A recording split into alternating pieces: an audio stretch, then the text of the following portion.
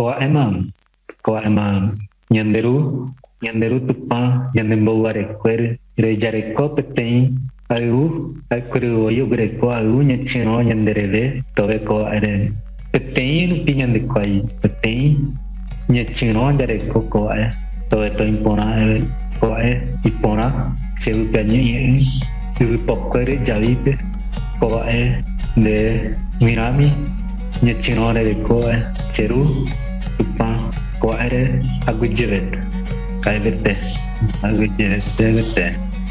Ministério do Turismo, Secretaria Especial de Cultura, Secretaria de Estado da Cultura e Fundação Marco Polo apresentam uma produção da Galeria Jader Esbel de Arte Indígena Contemporânea, em parceria com a produtora Sem Início, Sem Fim. Nhétiro, Artes Indígenas em Rede, um ciclo de entrevistas em formato podcast em que Jader Esbel e eu, Jahuri Cadwell, recebemos personalidades da arte indígena contemporânea, debatendo sobre o cenário atual das artes dos povos originários e tecemos redes de pensamentos e ações coletivas. Começa agora Nhétiro, Artes Indígenas em Rede.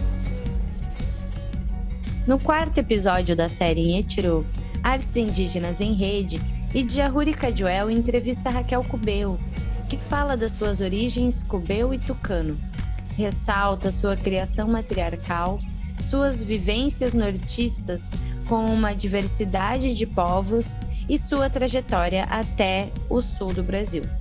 Reflete a valorização da sua cultura dentro dos seus ambientes de luta, na cidade, na arte e na universidade. Começa agora o episódio A Arte Está Aí para Transgredir. Bom dia, boa tarde, boa noite. Estamos tecendo mais um Nhétiro, Conversas em Rede. Conversas com artistas indígenas em rede. Eu sou o Jahuri Cadwell e estou junto com o Jader Esbel nessa série de conversas em rede. E hoje temos a alegria enorme de estar conectados com a nossa parenta Raquel Cubeu. Hoje a gente vai escutar um pouco dessa arte educadora, atriz, performer. Os nossos convidados, eles são muito múltiplos e a gente tem a alegria de estar com uma mulher indígena que vai contar um pouco da sua história e do seu trabalho para a gente. Saudações, Raquel. Olá, também, né? Bom dia, boa tarde, boa noite, né? A todos que estão podendo acompanhar esse trabalho com a gente, né? Tive a honra de ser convidada, estou aqui com um parente também. E sempre conhecendo mais também, né? Também estou aqui para aprender, também estou aqui para trocar experiências, né? Tive aí uma trajetória, uma caminhada que me possibilitou conhecer algumas coisas e refletir e produzir a partir disso também. E é isso. Vamos lá. Maravilha, Raquel.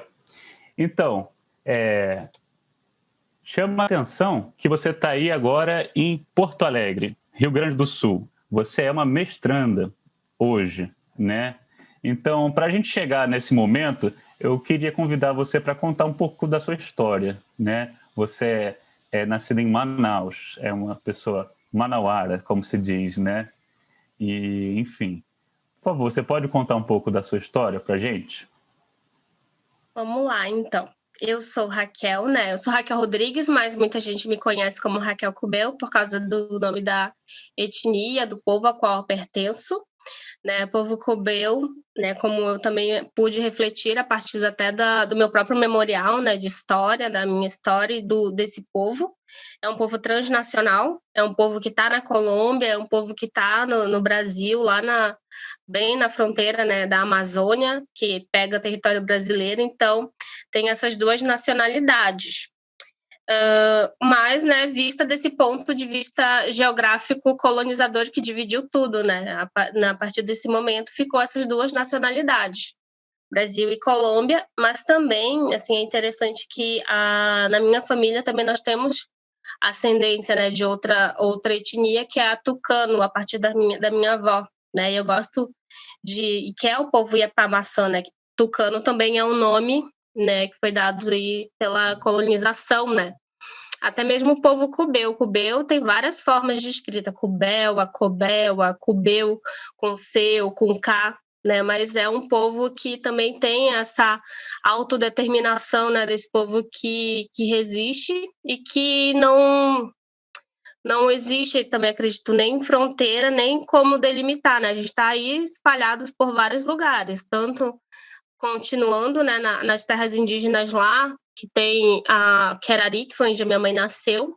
Hoje não temos muitos parentes lá, né, familiares lá, mas também tem a região de Mitu, né, já tive tios que já foram para Bogotá e tudo, então vem desde ali. Então é bem distante, né? Não vim parar muito perto também.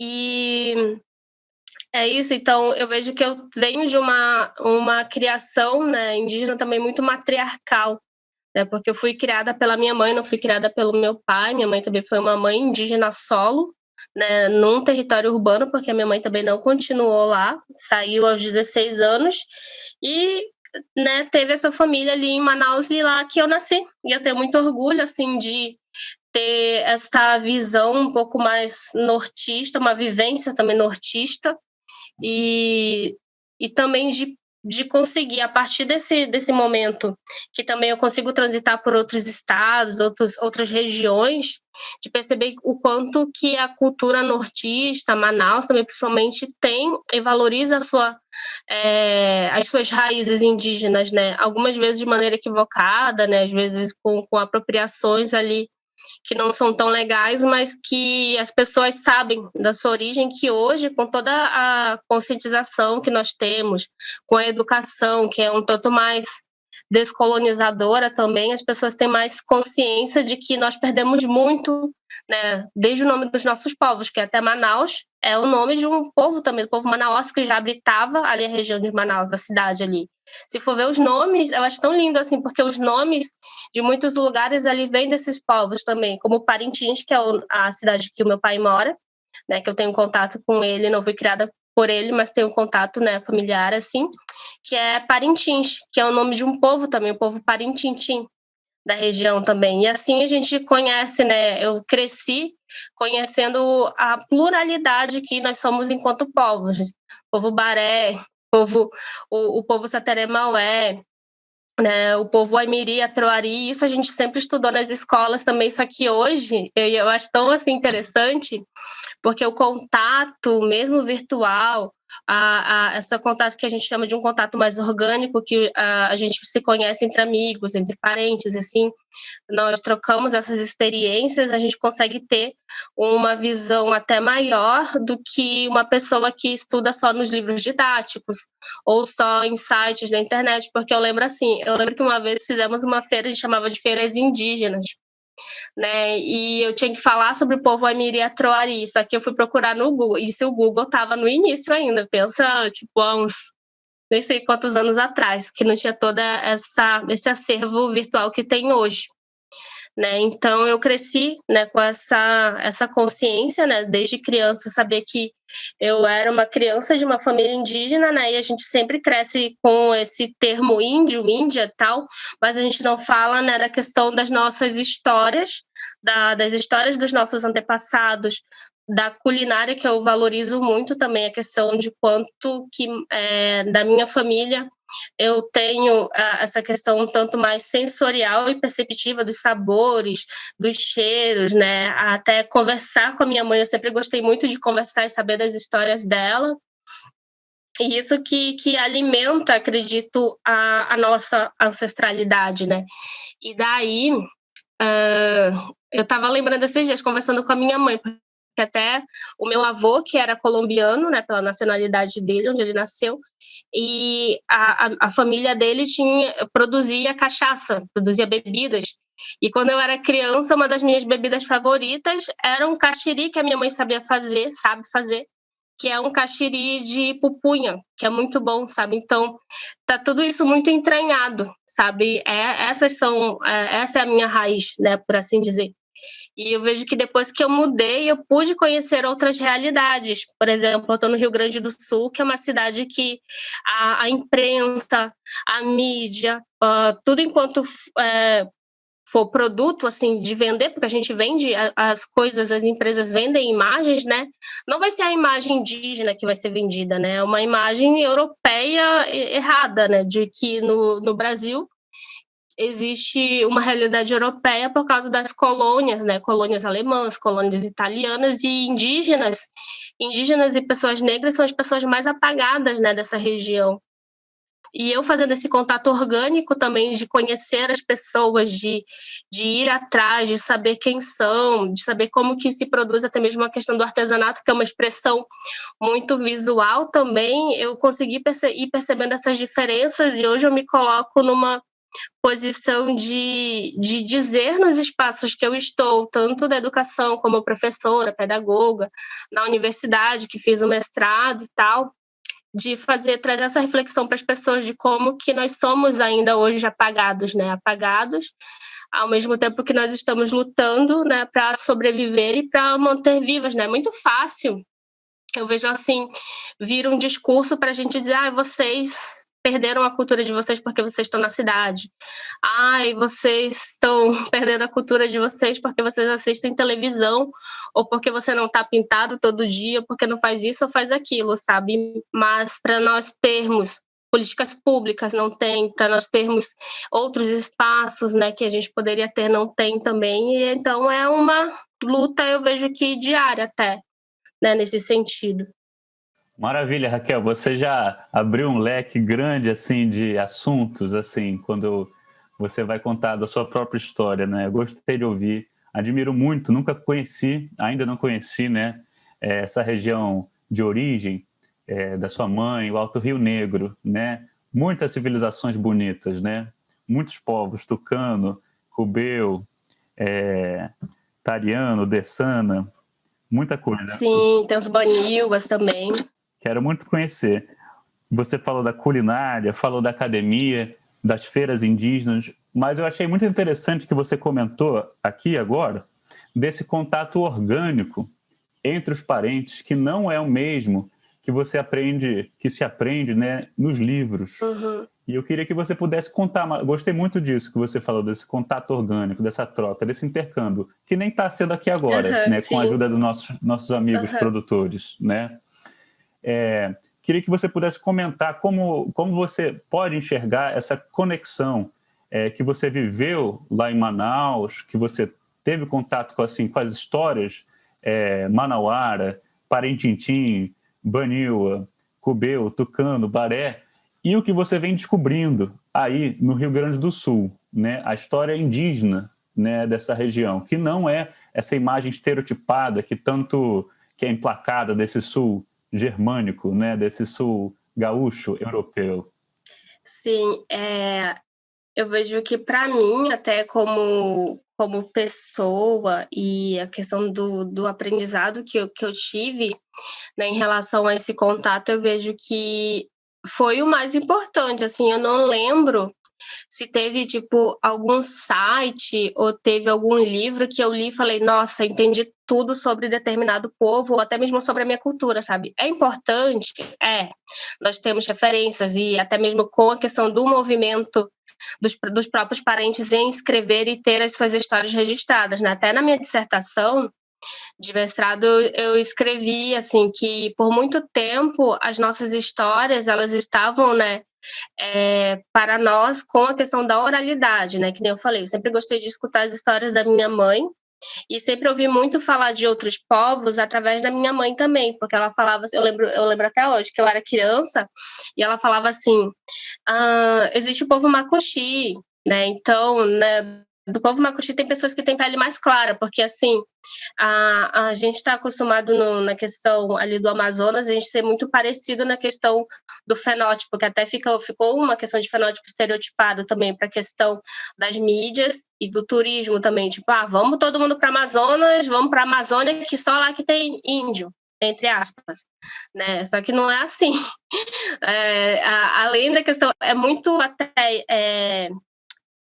hipócrita, acredito que também, da questão dessas mídias, e até mesmo da educação e das leis que existiram, né, antes dessas que nós temos agora, que não permitiram que as pessoas indígenas se afirmassem enquanto indígenas, porque a gente sabe, né, não sei quem está ouvindo, se sabe também, da questão de uma integração à sociedade, que você tinha que ser civilizado, então, para isso, você tinha que abandonar a sua cultura, né? A minha família passou por isso também com a educação salesiana, né? E isso que eu estudei em instituição salesiana, né? Minha família, minha avó, minha mãe passou por isso também, e que a escola ensinava que nós tínhamos que ter disciplina e que tínhamos que abandonar tudo isso, aprender português, tanto que eu falo muito bem português hoje porque virou a minha língua materna a partir do momento que a minha família não podia mais ensinar, né? Então, eu vejo que o que eu faço hoje através desses intercâmbios, desses aprendizados e dessa troca numa retomada, acredito que também, né? A gente fala muito a questão de retomada dos povos, acredito que cada povo vai fazer a retomada a partir da sua realidade, a partir do seu contexto, né? Então, quando eu era criança, aprendi sobre outros povos através, né, do que a minha mãe contava, né? Aprendi a perceber que existe essa pluralidade de nomes e de povos e de jeitos de ser e de jeitos de como que como são as nossas características também, né? E daí eu lembro que quando eu fui procurar no Google, não tinha quase nada sobre outro povo, como o povo Waimiri e Atruari, mas eu comecei a frequentar outros espaços, né, de cultura, né? Porque sempre tem muitas oficinas, né, sobre audiovisual, sobre teatro. Aí eu comecei a fazer oficina de audiovisual com meu irmão, porque meu irmão me convidou. Na verdade, assim, eu sou muito...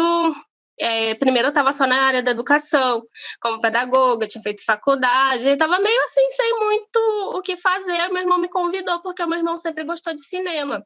E o meu irmão, ele é roteirista e ele dirige no audiovisual também, para fazer direção. E daí o meu irmão já tinha feito um roteiro sobre a história do Curupira, que é uma história que a gente cresceu escutando também. E daí ele fez um filme sobre o Curupira. E me convidou para fazer formação junto com ele. A partir disso, eu conheci o teatro. E no teatro eu conheci outros indígenas que faziam teatro há muito tempo, sabe? Desde os avós deles que já eram atores e atrizes. E eu não conhecia essa realidade também. Então, foi até que eles são também do povo tariano e do povo, né, tucano também. E daí meus amigos, então, a partir desse contato, eu pude contar outras histórias, pude contar a minha história, dizer que sou filha da Margarida, que é a minha mãe, e que minha mãe veio da mesma região que eles, e assim, sabe, eu acho que é um tipo de relação que nós temos que os parentes ajudam também, se ajudam também. Então, eu vi que nesse momento foi começar a pensar que existiam outros grupos além de mim e que eu poderia fazer parte desses grupos também e produzir também essa questão de dizer através, né, dessa linguagem teatral, né, porque o teatro tem a própria linguagem, o cinema tem a própria linguagem, então a partir disso a gente foi ocupando esses espaços e conhecendo, né, e esses meus amigos, como tinham mais experiência, aprendi com eles, né, então hoje o que eu sei de algumas coisas foi porque eu aprendi com meu irmão e aprendi com esses outros grupos, sabe? Então, eu acredito que esse contato, essas relações são muito importantes, porque é assim que a gente se fortalece também. Esse grupo que você está falando é o que a gente comentou, né? Derobaiá. Derobaiá, isso. Que naquele tempo, assim, ele tem a família deles, né? Só que não eram todos que estavam participando, né? Por exemplo, o diretor com quem a gente trabalhou já tinha trabalhado com os pais, né, deles, que é a dona Ermelinda, que é Iepário, é o nome dela indígena, e o senhor Kedáceri, né? Então, eles são os pais e os filhos que participavam. Então, nesse grupo em específico, lá em Manaus, eu participei com o Anderson Carebaia, com a Sandra Nanaína, com a Caissara, com os três, né? Os três estavam ali já e eu fui muito tímida, gente. Quando eu falo hoje, sabe, que eu converso com outros grupos e tal, eu já fui muito mais tímida antes para poder falar, né? Não sei, porque também a minha mãe me ensinou a ser muito mais reservada também em relação à nossa história, por questões, assim, até mesmo acredito que a gente na cidade, né? Nem todo mundo, né, tem esse olhar de recepção, de acolhimento. A gente recebe muito preconceito ainda hoje, né? Então, conforme eu fui crescendo, eu fui aprendendo também lidar com isso, sabe? Lidar com preconceito, lidar com racismo. E quando a gente tem esses outros grupos, pelo menos eu, na minha experiência, me senti muito mais acolhida e conseguir compreender de uma outra maneira também a minha própria história. Então, eu vejo que esses grupos são muito essenciais nesse sentido, sabe? Quando a gente pensa, começa a pensar as artes, começa a pensar esses espaços, né? E eu lembro que eles, como meus amigos, falaram assim, e eu falei até eu lembro que eu falei com a Nanaína, que eu falei assim, eu queria aprender tucano também. Elas falaram, a gente vai te ensinar. Isso que o meu irmão já tinha feito, né? O meu irmão, ele gostava de fazer graça, né? Então ele falou assim, Raquel tá entendendo tudo que vocês estão falando. Aí daí ficou nisso, né? Ficou uma brincadeira. E depois eu quis aprender e falar, não, eu tenho que aprender mais sobre outros povos. Tucano fez parte da educação da minha mãe também, porque a minha avó só falava em tucano, minha avó não falava português, minha avó não falava castelhano, né? Então, aprender isso também me faz, né, ter, né, isso, eu não digo resgate, mas assim, manter isso na família, né? Continuar com isso, né? Porque por isso que a gente não deixa de ser indígena, né? Por mais essa questão da língua, né? Que é muito importante, mas essas expressões, essa forma de ser, eu acredito que é importante, né? De continuar. E a língua faz parte disso, né? Então, eu vejo que lá, uns anos atrás, eu consegui, né, perceber isso e me juntar a esses parentes também. Gostei de saber que você foi assim cativada para o teatro, para o cinema, né? A partir, na verdade, do exemplo de outros parentes, né? Uhum. Você pode contar um pouquinho assim do que você tem agitado nesse negócio de teatro, performance, cinema por aí em Porto Alegre? Em Porto Alegre é interessante que eu procurei alguns grupos, né, de teatro. Não tinha nenhum, não, até hoje assim não tem. Na verdade, nenhum grupo que seja algum grupo indígena ou que trabalhe com indígenas também. É sempre o que os parentes, né, caingangue chamam esses não indígenas os FOG, e os Guarani falam os Giroá, né? Então, eu acho que está sendo feito, né, aos poucos, eu acredito. Né, já devem ter tido outros parentes interessados. Sempre tem, na verdade, sempre tem algum parente que é interessado, mas como eu falei, existem essas barreiras culturais, barreiras, não digo nem cultural, mas barreiras em relação à questão, né, de qual cultura está ali como dominante. Né? Então, como dominante, elitizada, ainda a gente tem muito, ainda mais aqui no Rio Grande do Sul, uma cultura que aqui chamam de cultura gauchesca, né? Que é uma cultura que, para mim, eu acredito que invisibilizou outras, se apropriou de culturas indígenas, por exemplo, né? Eu não vou entrar em detalhes, mas tem essa questão, né? Então, eu vejo que ainda há muitas barreiras, né, para serem, né, quebradas, rompidas, né, com essa participação dos parentes. E eu vejo que o que eu tenho feito é essa reivindicação desses espaços, sabe? A partir do meu trabalho, eu comecei a fazer outros cursos por aqui, participei de oficinas, de laboratórios, e sempre questionando isso, né? Cadê os outros indígenas, além de mim, né? Essa questão de eu não acho legal ainda, tipo, chegar num lugar e ser a primeira indígena, ou a indígena única, não tem outros, sabe? Então, primeiro pensar isso, e a questão da crítica também. Sempre eu sou, assim, nos diálogos, nas reuniões, nas rodas de conversa, procurar trazer para o lado da crítica. Né? Um exemplo, eu entrei em contato com um grupo que, por exemplo, falava em tribo, né? Eles se autonominavam como tribo, só que ainda trazendo essa questão do estereótipo de indígenas. Eu acho até tanto que trazia a figura de um indígena né, como identidade visual. Aí começaram a falar, né, nós começamos a apresentar e aprendemos, todo o elenco, não tinha nenhum indígena, mas todo o elenco aprendeu a falar tupi, para cantar ou para uma fala, não lembro, para uma cena.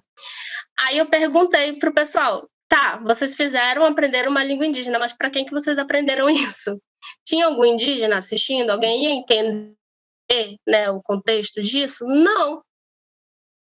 Então essa questão da crítica é importante, acredito, tanto pensar o teatro, pensar mais, como eu estava em contato com eles, né, fiz um laboratório com eles, e pensar isso, né, pensar para quais realidades e que públicos isso atinge. Então, muito do que eu fiz, né, até agora também foi essa questão da crítica, que eu acredito que é importante. Nenhum trabalho, principalmente quando a gente fala de arte, a arte ela está aí para transgredir, né? Eu acredito que eu tenho essa de expressão, de mudança, sabe? Então não adianta a gente fazer um teatro muito bem, muito belo, mas que não atinge outras pessoas e que possa fazer com que outras pessoas, né? Ainda mais se a gente fala também na linguagem do teatro do oprimido, né? Que é uma linha de teatro que existe. Então, não adianta a gente falar de teatro do oprimido se esses oprimidos não são contemplados por isso, né? Então, por essa realidade. Então, é um pouco que eu venho fazendo, assim, com os grupos que eu trabalho. Entendi. É uma emoção, assim, ouvir essas ferramentas, assim, de crítica, de arte transgressora, de teatro do oprimido, né? Assim, da sua fala mesmo, né? Porque o que me toca assim na sua história é você trazer tão forte, tão consciente, na verdade, essa identidade, né, de povo indígena, de cubeu, né, para um outro território, né, e a partir disso mesmo fazer essa caminhada, né.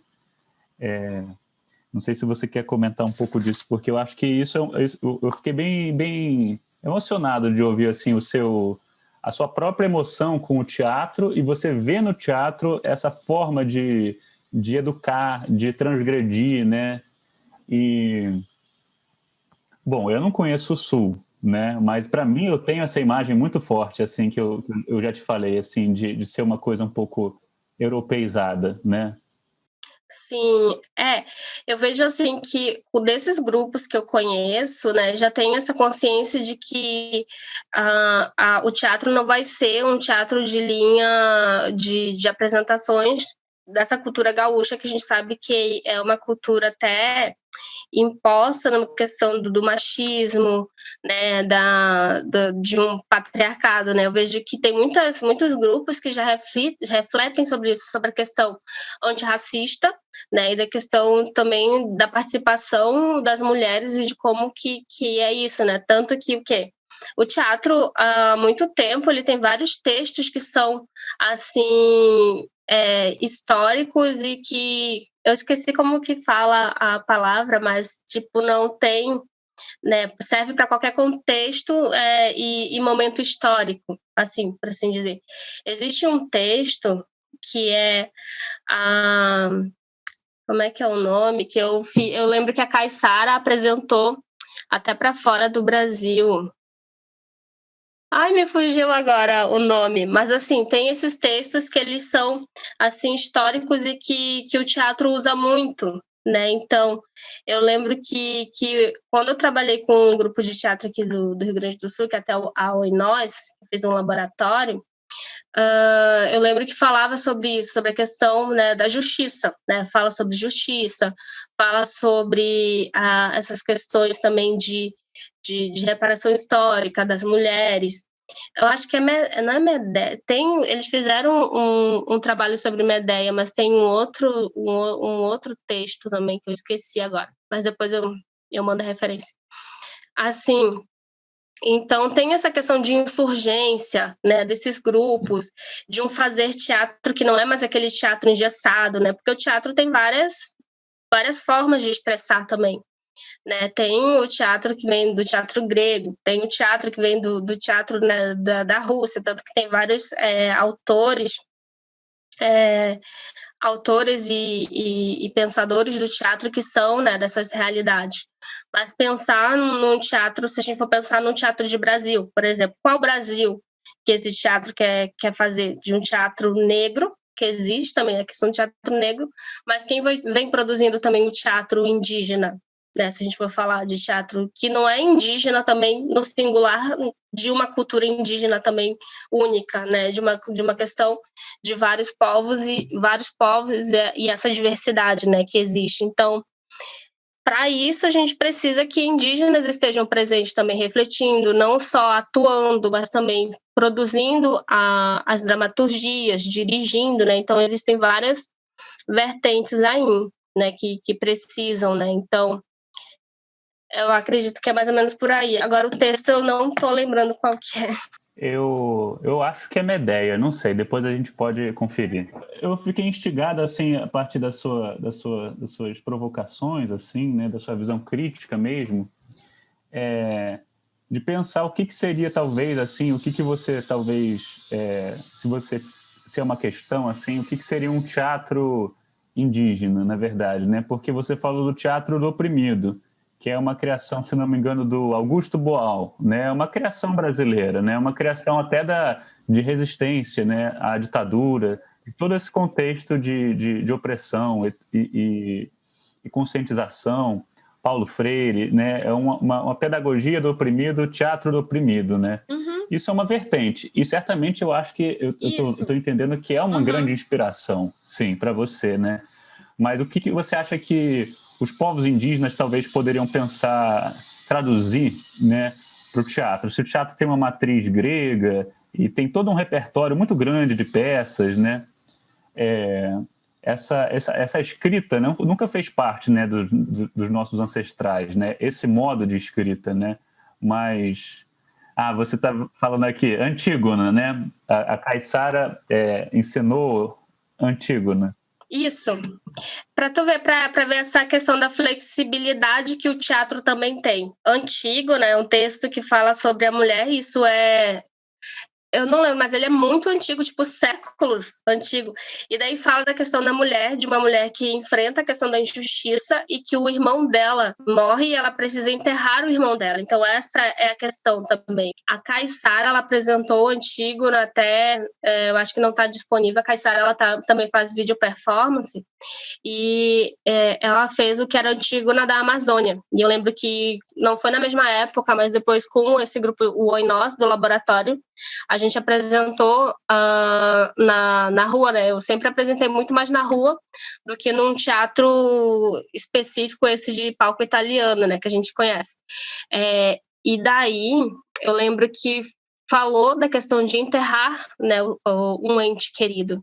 E a gente falou da ditadura, né? E até mesmo quem estuda ditadura ou produz filmes sobre ditadura coloca a questão dos desaparecidos políticos, as pessoas que eram de grupos de estudantes, pessoas de partido, e a gente sempre lembra, né?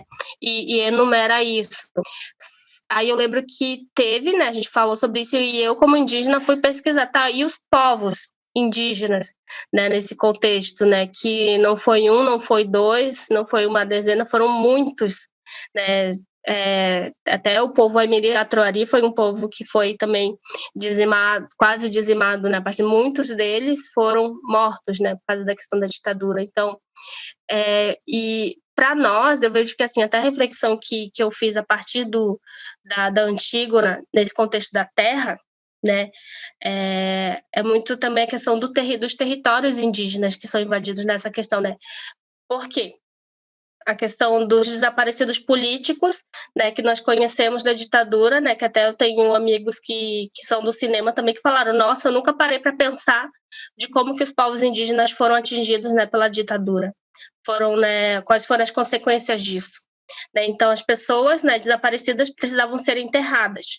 As pessoas indígenas tiveram seus territórios, a terra, né, nessa simbologia, tiveram a terra invadida e foram mortos por causa dessa terra. Porque o que foi o Aimiri-Atuari? Eram as aberturas de estradas, era a invasão da terra deles, isso na década de 60, 70, né? E até hoje, se a gente for pensar, até hoje, enquanto indígenas, a terra é importante para a gente nesse sentido. Então, o teatro também possibilita essa linguagem, né? Por isso que eu lembrei, né, do texto de Antígona, para a gente pensar, são textos que são até imemoriais, né, que sempre a gente está podendo utilizar. E o teatro do oprimido, acredito que também, como eu te falei, pensar nessa questão da opressão, né, de que forma povos indígenas também são oprimidos e de que forma o teatro pode contribuir com isso, né? Então, não só encenando, mas provocando essas reflexões também.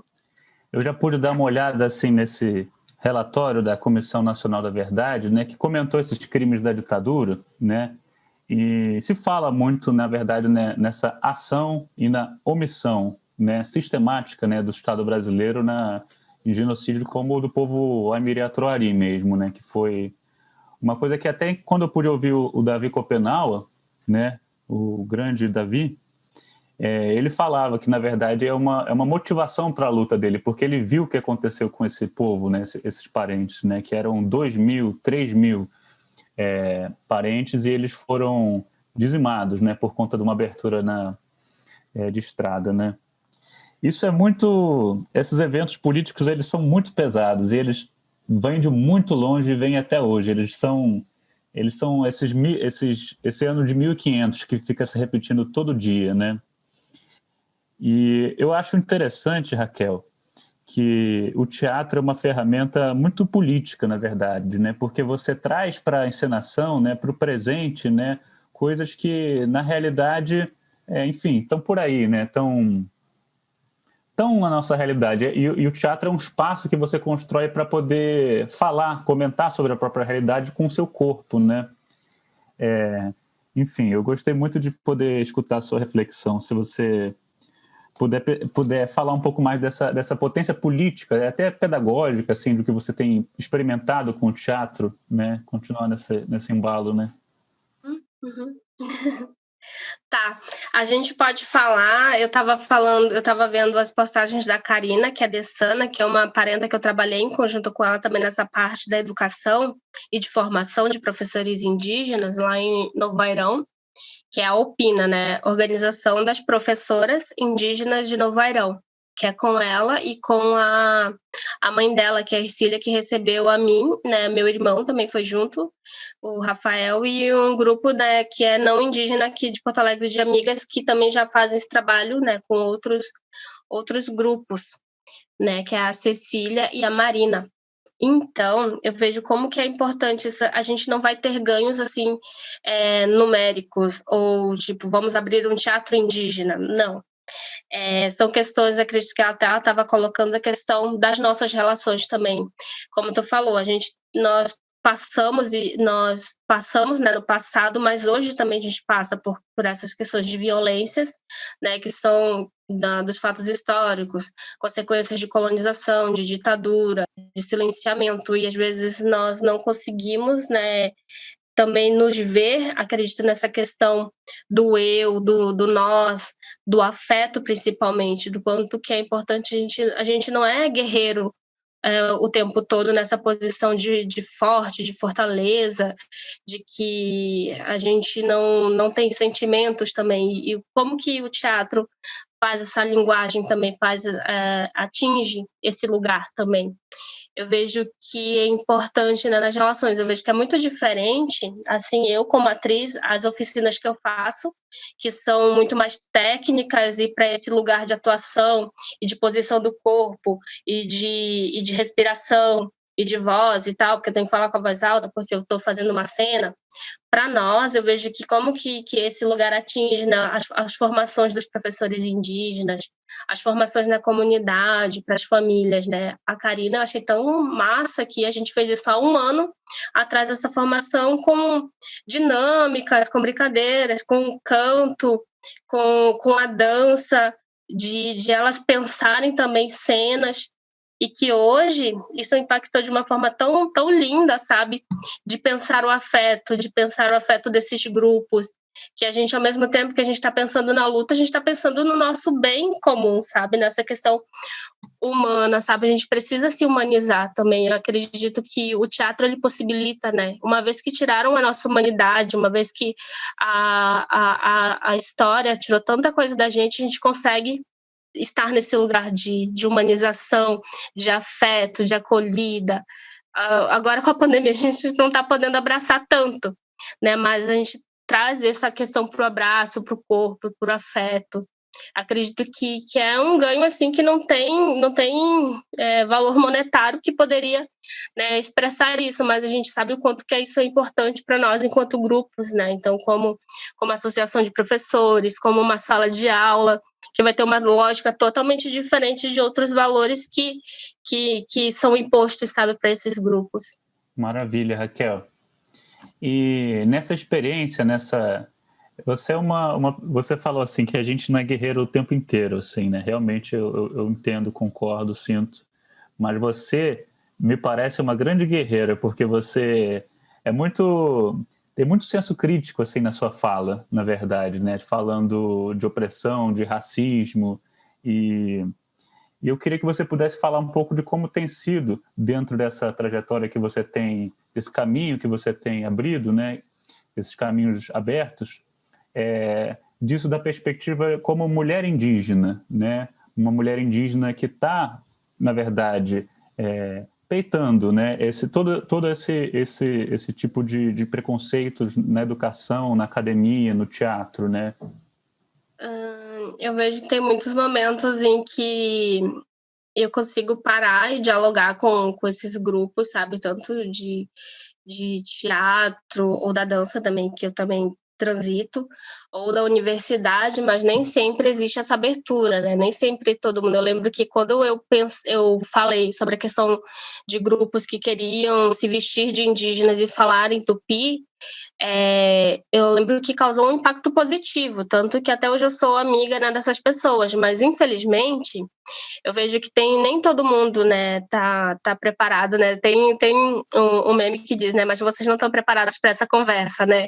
Então eu vejo que assim, para quem está escutando isso, né, então a gente faz uma autocrítica também. Será que não está todo mundo preparado? Então, na ação e na reação, tem gente que vai dizer, não, mas eu faço tudo certo, eu tô aqui para ajudar, eu tô aqui porque eu já vi, assim, nessa questão de inferiorização, também de inferiorizar os parentes, de como, até de grupos, né, que produzem editais e tal, que parece que sempre os parentes vão precisar de ajuda de uma pessoa branca porque não vão ter a capacidade de produzir os seus projetos, a sua arte, sabe, numa inferiorização. Isso eu também já critiquei e fui, assim, até meio que atacada, né? Fui atacada por isso, por dizer que a gente tem uma autonomia, sabe? O que pega, muitas vezes, é quando pensam nesses grupos como grupos que vão precisar ser tutelados para sempre, né? A colonização não acabou, então sempre, né, pensando nessa questão.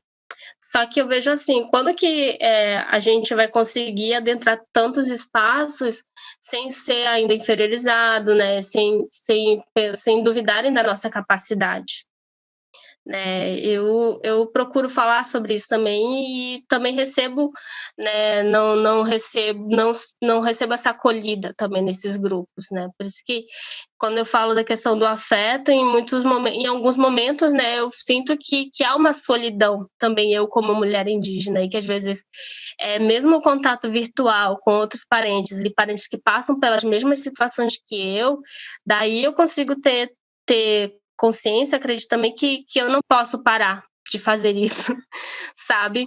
Existem os momentos de fragilidade também, acredito que tem momentos que eu não quero mais fazer isso, mas ao mesmo tempo eu consigo recuperar o fôlego e ir atrás de outras possibilidades. E até tem uma amiga minha, que é aquela Serruia, que é de Manaus, que é uma artista negra, que ela fala, se a porta tá fechada pra gente, a gente vai lá e vai chutar essa porta, sabe? Eu acho que nesse sentido também, né, de não desistir e ir embora, né, não vai ter sempre, né, essa mesma recepção. Eu acredito que assim também, quanto mais a gente falar e quanto mais outras pessoas, né, de outros grupos, não precisa ser indígena também, lutarem juntos e pensarem nisso em conjunto também é uma grande ajuda já mesmo, né, com a negativa, né, o não a gente não tem muitas vezes, mas a gente vai buscar esse sim, mesmo que a gente tenha que chutar a porta. Sim, eu imagino que assim, você está contando, assim, assimilando muitas experiências que você passou, né? Eu queria dizer assim, de caminhos abertos, porque é o que eu desejo e que eu sinto que você, se não tiver aberto, você vai chutar mesmo, né? E com justiça, né? Muito bem. O tempo vai seguindo e você, como eu falei no início, você é mestranda em educação, não é isso? Isso, eu concluí recente. Ah, que Concluí recente. maravilha! Eu sou mestra, aquela. Parabéns! Obrigada. Eu defendi em janeiro. Você quer contar um pouquinho de como foi isso? Então, a minha dissertação no mestrado eu fiz no programa de pós-graduação, né, em educação da Universidade Federal do Rio Grande do Sul. Né, fui estudante de lá, né, mas até agora ainda tenho vínculo assim com a questão de cursos de extensão, com grupos de pesquisa. Meu antigo grupo de pesquisa também, eles me quiseram de volta, daí eu vou continuar estudando com eles, outros teóricos da educação, né, então, que pensam, né, a partir da inclusão, né, que eu achei muito legal também, porque eu trabalhei com inclusão por um tempo enquanto educadora, e eu pensei, né, num projeto junto com a minha orientadora até o título é sobre Kubai, que é um mito, né, do povo cubeu também, desde a Colômbia. Kubai e o Encantado, que ficou o nome da história, né, que são reflexões sobre a literatura, né, infantil indígena, pensando a literatura para as crianças, né, e isso era um dos focos também do trabalho. E eu aprendi muito, sabe? Porque também foi o Kubai, né? Essa história, ele é um ser que está perpassando por vários lugares e faz uma jornada.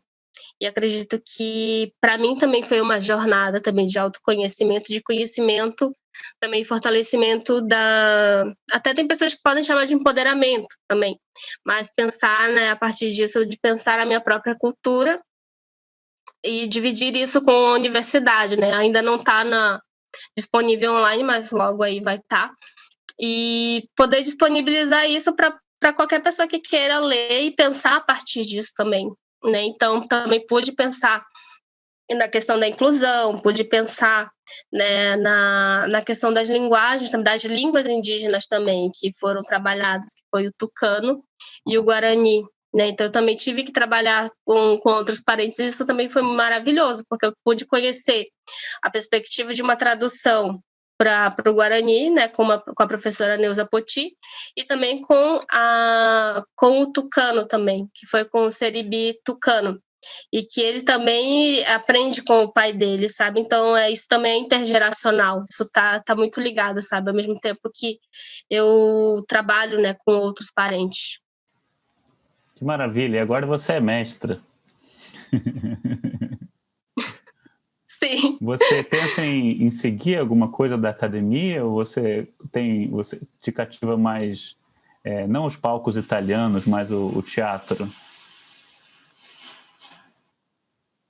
Pois assim, eu tenho formação eu fiz muita formação por oficina, por laboratório, por cursos com curta duração, né? Mas até então, o mestrado, né, a minha formação, a graduação foi em pedagogia, daí eu fiz mestrado em educação, que a educação também abre um leque, assim, de possibilidades, né, não só numa sala de aula ou numa escola, instituição, mas pensar até mesmo a inclusão. Se for pensar a inclusão, ela é necessária para vários campos aí, do teatro, inclusive, do teatro, do cinema, para eventos também. E daí, com o teatro, eu não penso assim, fazer um doutorado, por exemplo. Se eu fizer doutorado, talvez eu faça na área da educação. Mas continuar com o teatro, pensando nesses cursos, oficinas, né? E que são, querendo ou não, são formações que também precisam de uma formação técnica presencial, né? Até eu estou um pouco parada nessa questão. Eu até tenho matrícula no curso de direção da URGS, mas não estou frequentando a ERE, que chama, eu acho, que é o ensino remoto, né? Daí eu vou ter que retornar também para o ensino remoto em relação ao teatro, né? Que é da direção, né? Nem tanto como atriz e encenadora, mas pensar numa direção, pensar também numa dramaturgia, que também é outra área do teatro que é muito, assim, eu vejo que é importante, né? Tem outros parentes que são dramaturgos que eu venho acompanhando, né? Como o João Nin, né? Como o Zé Ricardo também, que são parentes ali do Nordeste. Né? No Norte também tem, né, os parentes. Tem a Lili Baniwa, que é uma parenta que eu gosto muito do trabalho dela. Eu já fiz oficina junto com ela, inclusive, que está na Unicamp. E de continuar, né, percebendo essas áreas. Né? Eu vejo que a educação ela tem me ajudado muito a perceber esse teatro, a pensar, a continuar pensando as críticas, principalmente as críticas nesse sentido que possa nos ajudar a fazer esse teatro, né, também não só para detonar, não é nesse sentido, né, às vezes a gente pensa a crítica numa questão de simplesmente acabar com o trabalho, não é nesse sentido, mas no sentido de que a gente pode contribuir, né, de que forma que eu posso contribuir, né, para esse fazer teatral. E você mencionou esses parentes nossos, a Lili Baniwa, o João Nin. Você acha que tem um tipo de movimento indígena no teatro? Você acha que essa constelação de parentes se apropriando dessa linguagem teatral, como é que você enxerga isso? Você acha que isso tende a crescer? Eu também adquiri esse Tibira, né? Uma tragédia indígena, né? Que o João escreveu, né? Eu achei um livro muito interessante e talvez seja um prenúncio, né, de que haja mais peças, assim, mais encenações. E você que vê isso de dentro, como é que você está enxergando esse movimento? Eu fiquei muito, assim, eu adorei que a gente está conseguindo se ver, né, nesse sentido de conhecer o trabalho dos parentes e ter essa oportunidade. Eu lembro até que tem essa dramaturgia que está publicada, né, que é a Tibira, e tem a leitura dramática, né, desse texto, que daí é uma apresentação que foi feita pelo Zoom também, e que outros parentes, participaram, né, desse processo também. E, assim, um parêntese, né, de como que a gente faz o teatro, né, porque a gente precisa de uma direção, né, como eu falei, precisa de uma dramaturgia, que é essa questão do texto. A gente também tem quem vai encenar, que os parentes participaram de todo o processo, desde a direção, o texto, quem ia falar, né, quem ia participar da cena, e a trilha sonora, que também quase ninguém fala. Que a trilha sonora que também foi feita por uma indígena, que foi a Brisa Flor. Né? Então, eu fico maravilhada e fico muito feliz de conhecer, né, e de acompanhar. Né? E acredito que esse é um movimento que não é um movimento que está ali, nós somos o movimento indígena do teatro. Isso está acontecendo de uma maneira muito natural e muito espontânea também, dessas relações. Porque se for ver até mesmo esse teatro no geral, às vezes é colocado para a gente, esses são os principais do teatro, essa é a principal referência. Você, se não aprendesse, você não aprendeu teatro. Eu acredito que não seja assim. Mas assim, acontece de uma maneira, para nós, eu acredito que acontece assim, muito espontâneo. E do interesse, né, das pessoas, né, em conhecer, do nosso interesse enquanto indígenas de conhecer também, porque nem todo mundo gosta de teatro, né? Eu lembro que teve a defesa da Ana, que fez sobre o Terra Dourada, que fala sobre pessoas indígenas no teatro também e da história dela, enquanto tataraneta de indígenas que sofreram, de mulheres indígenas, de uma mulher indígena que sofreu violência. A Márcia Nascimento, né, que é da área da linguística, participou da banca dela e falou: eu vou pro teatro, mas eu não curti muito, sabe? E o nosso teatro, o nosso fazer do teatro, das artes, da música, é algo que a gente tem gosto, a gente se identifica, né, de assistir. Né? Não é toda peça de teatro também que eu gosto, né, nesse teatro no geral, né, do festival. Às vezes eu olho, tem muita coisa que, porque tem alguém famoso que as pessoas superestimam, né? E eu vejo que o nosso teatro faz o caminho todo contrário. São pessoas que a gente conhece, são os nossos parentes. Então a gente quer prestigiar, né? Quer conhecer. Isso é muito interessante de escutar, porque me dá um sentimento assim de uma grande pluralidade, né? Porque você está falando Por exemplo, a Márcia, eu admiro ela como uma grande linguista, né? Que você estava falando, a Márcia Caingangue, né? E, enfim, ela pode não gostar do teatro, mas tem muitos parentes, né? Fazendo movimentos importantes, fazendo essas demarcações, né? E essa coisa que você falou de um intercâmbio, um contato orgânico entre os parentes, eu sinto que esse papo que a gente está tendo, né, é mostrar para o público, é tornar público, né, conversas que estão tendo muito em Etiró, na verdade, muito em Etiró nesse momento, né? Essas redes estão catalisando muitas ideias, né? Queria perguntar o que mais algum assunto que você queria trazer aqui, comentar. Tem tanta coisa, deixar eu falar bastante. Eu vou falar um pouquinho sobre o que eu venho produzindo ultimamente, né? Assim, eu consigo ter essa flexibilidade também de conhecer, né? Eu sou muito curiosa, eu gosto de saber como que as coisas acontecem.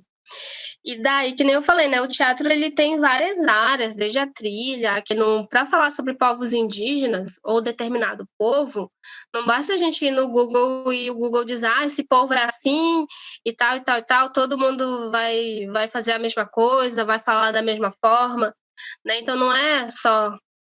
Tem que saber usar, por exemplo, o Google. Né? Tem que saber, tem que conhecer os parentes, principalmente, né? Por isso que esses contatos são importantes. Né? Então, eu venho fazendo pesquisa tanto para o teatro quanto para o audiovisual, né? Para conseguir produzir um roteiro, né? Porque falar, vamos fazer um filme aqui, vamos falar sobre um filme sobre índio, né?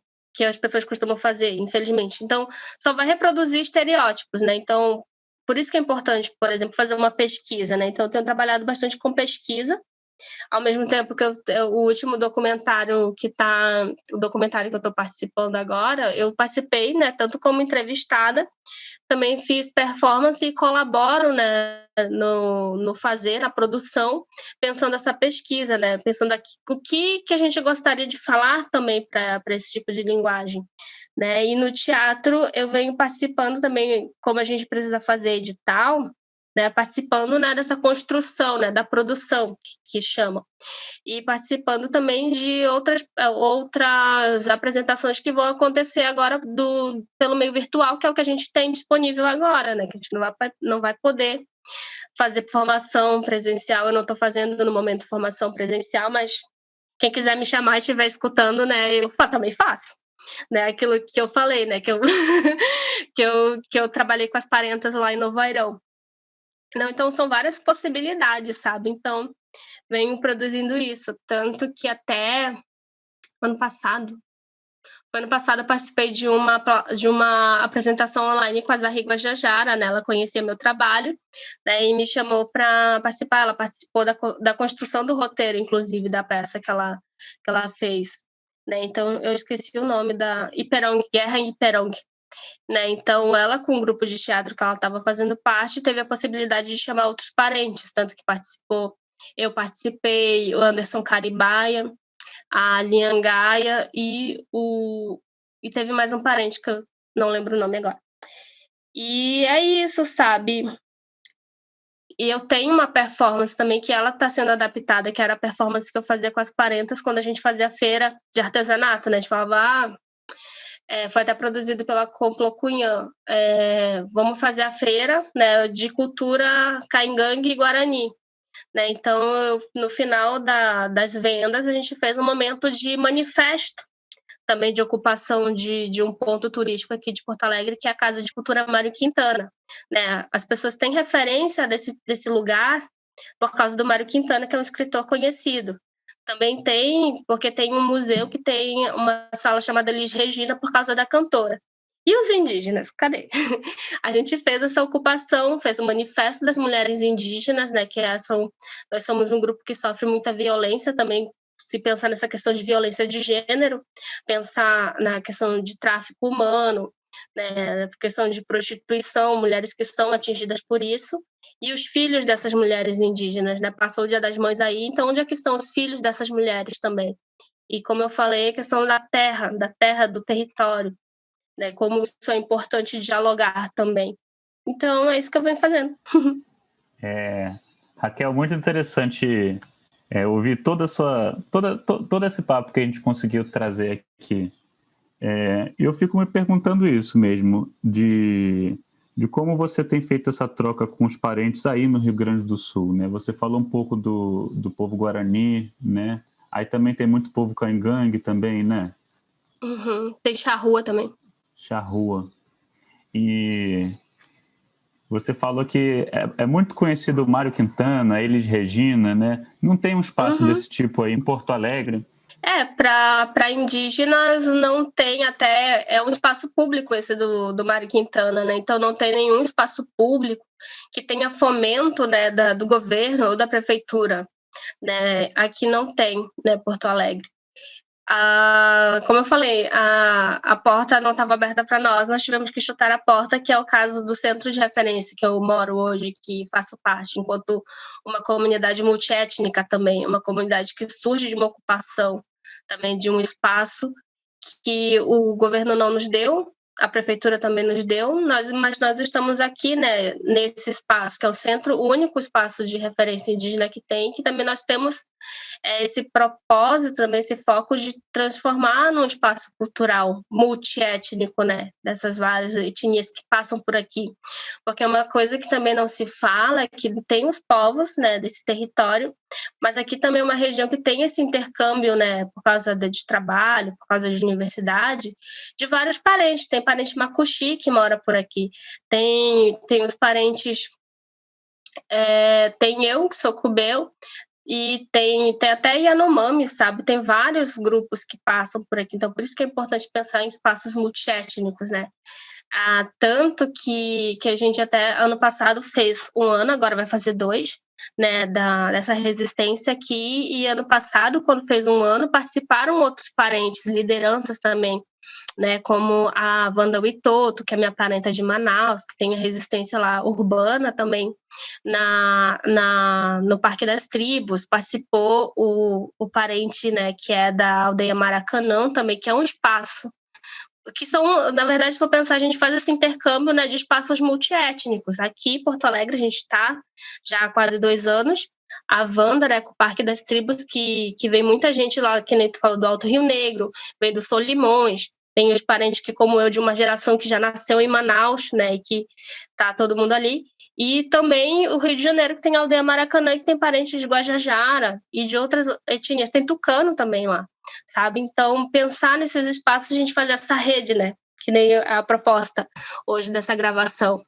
Maravilha, Raquel. Eu acho que a gente conseguiu passear por muitos temas. Eu perguntei um pouco do território de Porto Alegre, porque essa perspectiva de ficar fazendo teatro virtual, eu espero que isso não pegue não, porque isso é uma coisa muito curiosa demais, assim, né? Ter que fazer um teatro assim, né? Online, virtual. Eu acho que é uma iniciativa louvável de todo mundo, de todo o pessoal profissional do teatro, né? Para não deixar, né? Isso se extinguir nesse momento difícil, né? Que é esse isolamento, que é essa pandemia. Mas eu acho que mal podemos esperar para voltar a ter um espaço físico de intercâmbio multiétnico, né? Sim, sim. Eu estava comentando, eu sou muito mais de um teatro de uma artista de rua, né, porque eu gosto de estar na rua, do que nem no espaço físico, teatro fechado, nem numa tela, né, de computador. Eu me sinto ainda meio desconfortável na hora de apresentar, mas que nem tu falou, a gente está precisando fazer isso, né? E uma forma, né, eu vejo que agora que a gente aprovou num edital, é uma forma de apoiar a minha comunidade aqui de Porto Alegre também, né? Então é aquilo que a gente vai se moldando, né, conforme a realidade, mas também espero que a gente volte logo, assim que possível. E eu espero que a gente volte logo e eu possa assistir algum desses projetos que você está comentando aqui. Sim! A gente chegou num tempo bom aqui do nosso papo já. Queria perguntar se você queria deixar alguma mensagem, alguma palavra assim, para os nossos ouvintes, né? Não preparei nenhuma fala, aquela.